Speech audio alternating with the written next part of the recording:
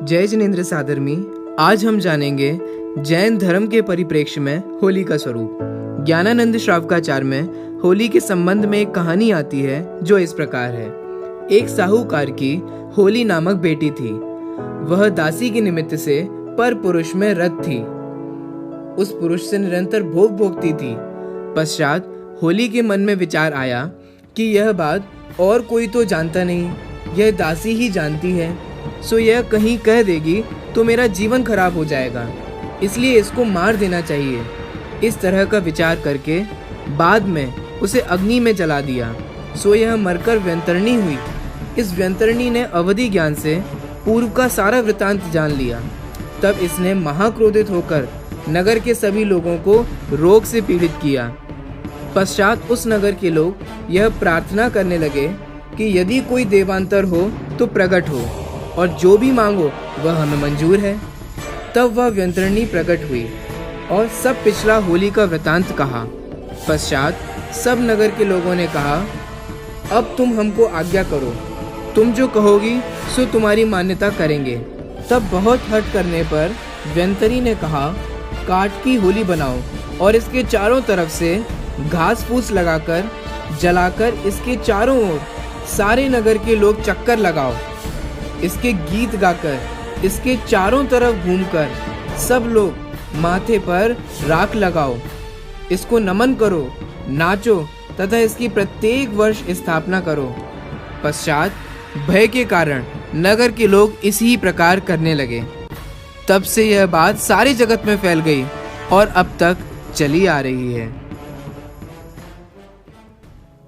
होली या रंग खेलना किसी भी रूप में जैन त्योहार नहीं है और श्रमण संस्कृति अर्थात जैन धर्म के अनुकूल भी नहीं। होली दहन के समय प्रचुर मात्रा में सूखी अथवा गीली लकड़ी, गोबर के कंडे आदि को जलाया जाता है, जिसकी ज्वाला देर रात तक रहती है। यह अग्नि दूसरे दिन तक भी रहती है। इस दौरान असंख्यात त्रस्त जीव अग्नि के प्रकाश से आकर्षित होकर उसकी तरफ जाते हैं और जलकर भस्म हो जाते हैं। इस कृत्य के द्वारा वे अकाल मृत्यु को प्राप्त हो जाते हैं। यह जानते हुए कि इससे जीव हिंसा होगी, फिर भी यदि आप होली दहन करते हैं अथवा देखते हुए अनुमोदना करते हैं तो दोष कई गुना होगा। हिंदू परंपरा के अनुसार होली दहन में होलिका नामक एक महिला के जिंदा दहन की कहानी आती है और होली दहन उसी का प्रतीक है। फिर क्या आप किसी जिंदा व्यक्ति को जलाने के भाव करके भयंकर पाप करेंगे? रंगों से खेलने के लिए असीमित पानी का उपयोग किया जाता है, जो अहिंसा के जैन सिद्धांत के विरुद्ध है, क्योंकि इसमें भी असंख्यात जल कायिक त्रस्त जीवों की हिंसा का भयंकर दोष लगता है।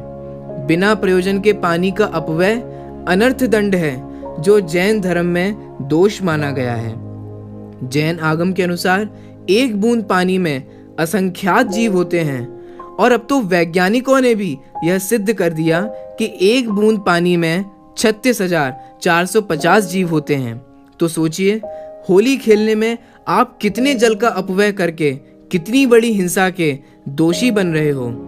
किसी व्यक्ति को रंग पसंद नहीं हो, फिर भी उस पर रंग डालना भी दोष का कारण है। शायद वह आपको सीधे कह न सके, मगर मन ही मन दुखी हो सकता है। जिन धर्म में किसी के दिल को चोट पहुंचाना हिंसा रूपी पाप बताया गया है। आजकल एक नई प्रथा शुरू हुई है, जिसकी जानकारी सर्व समाज को हो गई है कि रंगों में केमिकल्स की मात्रा ज्यादा होती है। अतः अब स्वास्थ्य की सुरक्षा के लिए फूलों से होली खेली जाने लगी है, जिसमें प्रत्यक्ष जीव हिंसा है। पुष्प एक वनस्पति का एक जीव है और पुष्प के ऊपर असंख्य त्रस्त जीव अपना जीवन जीते हैं। गिरे हुए पुष्पों पर चलकर अंततः वह पैरों तले रौंदे जाते हैं, जो उन असंख्यात जीवों की निर्मम हत्या की श्रेणी में आता है। बाजार में पुष्प वाले गुलाल की भारी मांग होती है। पुष्प के व्यापारी पुष्पों को तोड़कर लेकर आते हैं।